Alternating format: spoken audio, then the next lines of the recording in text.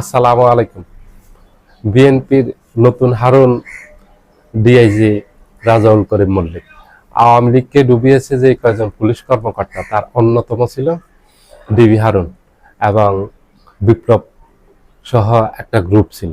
এদের বাড়াবাড়িতে আওয়ামী লীগের পতন ঘটছে, এটা সবাই জানে। কিছু হলে ডিবি হারুনের কাছে যেত। এরাই বাড়াবাড়ি করে শেখ হাসিনাকে ডুবিয়েছে এই ধরনের কিছু পুলিশ কর্মকর্তা। এখন বিএনপিরও শুরু হয়েছে একই অবস্থা। এখন বিএনপির নতুন হারুন হয়েছে ঢাকা রেঞ্জের ডিআইজি রাজাউল করিম মল্লিক।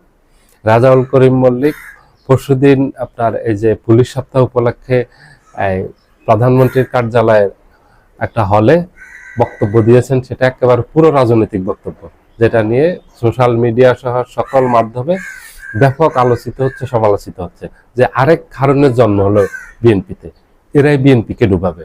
এই মাত্র শুরু, বিএনপি মাত্র 3 মাস হলো ক্ষমতায় আসছে, এই যে এখনো পূর্ণ হয় না, 3 মাস পূর্ণ হবে।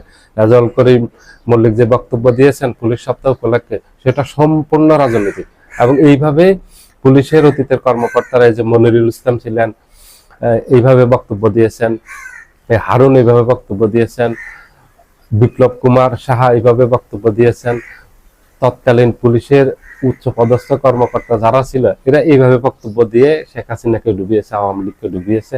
ঠিক একইভাবে বক্তব্য দিয়েছে রাজাউল করিম মল্লিক যে আমি জাতীয়তাবাদী শক্তির থেকে, আদর্শ থেকে এক বিন্দু আদর্শচ্যুত হইনি। গত 29 বছর আমি বঞ্চিত ছিলাম, আমি লাঞ্ছিত ছিলাম, আমি অপমানিত হয়েছি, আমি কোনো সুবিধা পাইনি, আমি অত্যাচারিত হয়েছি, কিন্তু এত কিছুর পরও আমি জাতীয়তাবাদী আদর্শ থেকে এক চুলো বিচ্যুত হয়নি। এই যে বক্তব্যগুলি দিয়েছে, পুলিশ তো এই বক্তব্য দেবে না। পুলিশের কাজ হলো জনগণের কাজ করা, সেবা করা, জনগণের জানমালের নিরাপত্তা দেয়া, কারো লেজুর বৃত্তি করা না, কারো তোষামোদি করা না। এই যে তোষামোদি শুরু করলো, আবার ওই একই অবস্থায় চলে যাবে এবং এটাতে ফাইনালি ক্ষতিগ্রস্ত হবে বিএনপি রাজনীতি ক্ষতিগ্রস্ত হবে, জনমনে আবার ক্ষোভের তৈরি হবে। যদি আবার নতুন হারুন তৈরি হয়, আওয়ামী লীগের মতো বিএনপিও যদি নতুন হারুন তৈরি করে, তাহলে মানুষের ক্ষোভের মুখে পড়বে বিএনপি এবং খুব দ্রুত সেই ক্ষোভ মানুষ উগড়ে দিবে, রাজপথে মানুষ নেমে যাবে। মানুষ আর এগুলি টলারেট করবে না, মানুষ এগুলি আর মেনে নেবে না, মানুষ আর এগুলি দেখতে চায় না, পুরনো ব্যবস্থা দেখতেই চায় না। পুলিশ হবে জনগণের কাজ করবে, জনগণের ট্যাক্স হয়, পুলিশ চালে, পুলিশ জনগণকে সার্ভিস দিবে। পুলিশের কাজ কোনো রাজনীতিবিদ, কোনো রাজনৈতিক দলের লেজুর ভিত্তি করা না। পুলিশের কাজ হলো জনগণের নিরাপত্তা দেওয়া, জনগণের সেবা করা। পুলিশের দায়িত্ব সঠিকভাবে পালন করা। আমাদের দেশে বহু সমস্যা আছে, চুরি ডাকাতি, প্রতিনিয়ত বিভিন্ন জায়গায় বিভিন্নভাবে মানুষ খুন হচ্ছে, প্রতিনিয়ত সাদাবাজি হচ্ছে, টেন্ডারবাজি হচ্ছে, দখলবাজি হচ্ছে। এগুলির বিরুদ্ধে পুলিশ অ্যাকশনে যাবে, পুলিশের দায়িত্ব হলো এগুলি। মানুষ যেন শান্তিতে ব্যবসা বাণিজ্য করতে পারে, মানুষের দৈনন্দিন কাজগুলি যেন শান্তিতে করতে পারে, কোনো ধরনের কোনো অপরাধীরা যেন এগুলি বিঘ্ন তৈরি করতে না পারে। ঠিক পুলিশ নিজের কাজ বাদ দিয়ে যদি রাজনৈতিক নেতাদের তোষামোদি শুরু করে এবং রাজনীতি শুরু করে, তখনই রাষ্ট্র ব্যবস্থা ভেঙে পড়বে এবং তখনই 5 আগস্টের মতো আরেকটা বিপ্লব ঘটবে, মানুষ আবার রাস্তায় নেমে আসবে। কারণ গত 17 বছর মানুষ আওয়ামী লীগের দ্বারা নির্যাতিত হয়েছে, সাধারণ মানুষের। এবং আওয়ামী লীগের পুলিশের ব্যাপক সমালোচনা ছিল যে এটা পুলিশ না, পুলিশ বাহিনী না, এটা হলো আওয়ামী পুলিশ লীগ, অনেকভাবে কটাক্ষ করা হতো। ঠিক একই পথে এখন ডিআইজি রাজাউল করিম মল্লিকও হাঁটতেছে, তার বিরুদ্ধে এখনই ব্যবস্থা নিতে হবে। আমি তো মনে করি যে তাকে এখনই চাকরি থেকে বরখাস্ত করা উচিত। বরখাস্ত করলে এটা অন্যান্য পুলিশ সদস্যদের কাছে বার্তা যাবে যে দলীয় লেজুর ভিত্তি করা যাবে না, দলে তোষামোদি করা যাবে না, আমরা আমাদের দায়িত্ব সততার সাথে পালন করব, এটার বাহিরে গেলে আমাদেরকে চাকরিচ্যুত করা হবে, এই ভয়টা তাদের থাকবে এবং ওরা সৎভাবে দায়িত্ব পালন করবে এবং তাদের সেই সুযোগ দেওয়া উচিত। এটার দায়িত্ব হলো রাজনৈতিক নেতৃবৃন্দের।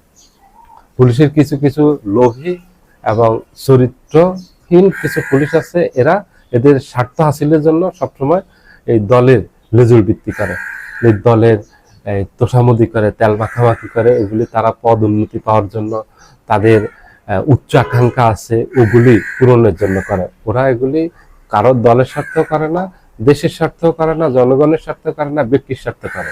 এগুলিকে চিহ্নিত করে এদের বিরুদ্ধে খুব দ্রুততার সাথে ব্যবস্থা নিতে হবে। আর ব্যবস্থা যদি না নেয় তাহলে এই পুলিশ বাহিনীও ভেঙে পড়বে, চেইন অফ কমান্ড এগুলি থাকবে না। আওয়ামী লীগের সময় পুলিশের কোনো চেইন অফ কমান্ড ছিল না, আওয়ামী লীগের কোনো এই যে পুলিশ প্রধান একজন ছিল না।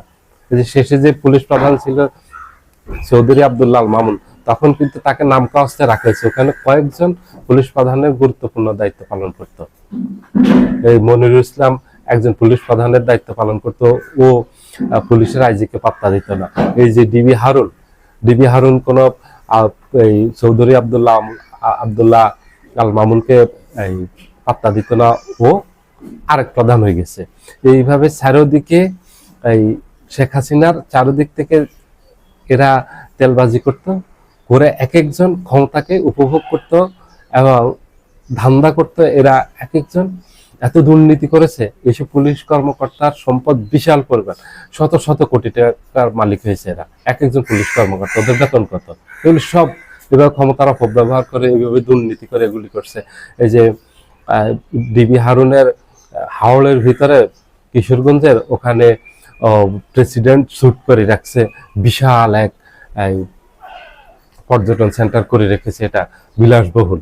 এত টাকাও কোথায় পেয়েছে? এরা ক্ষমতাকে ব্যবহার করে এবং ক্ষমতাসীন যারা আছে তাদেরকে এইভাবে এই তোষামোদি করে, তাদেরকে খুশি করে, জনগণের সার্ভিস না দিয়ে এইভাবে এরা এগুলি অর্জন করছে। রাজনীতিবিদরাও এটা চায়। এখন রাজনীতিবিদরা যদি এইভাবে চায় যে পুলিশ আমাদেরকে এইভাবে জনগণের সেবা বাদ দিয়ে আমাদের সেবা করুক, তখন করবে। কিন্তু পরিণতি ওই যে হাসিনার মতো হবে। হাসিনা যেভাবে এখন ভারতে গিয়ে বসে আছে, ঠিক একই পরিণতি হবে। এবং আওয়ামী লীগ, শুধু হাসিনা যায়নি, পুরো আওয়ামী লীগই ছিন্ন বিচ্ছিন্ন হয়ে গেছে এগুলি করতে গিয়ে। এখন আওয়ামী লীগের দেশে কোনো অস্তিত্ব নেই। আওয়ামী লীগের সকল নেতা কর্মী পলাতক অবস্থায় আছে, আত্মগোপন আছে, কেউ বের হতে পারতেছে না। আওয়ামী লীগের পরিণতি যেন আপনাদেরকে ভোগ করতে না হয়, সতর্ক হন, সাবধান হন।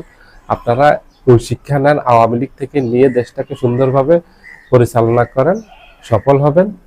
আপনারা ব্যর্থ হবেন না। আর যদি আওয়ামী লীগের পথ অনুসরণ করেন তাহলে আওয়ামী লীগের মতোই পরিণতি হবে। একই পথে দুই ধরনের ফল হবে না, এক পথে একই ফল হবে।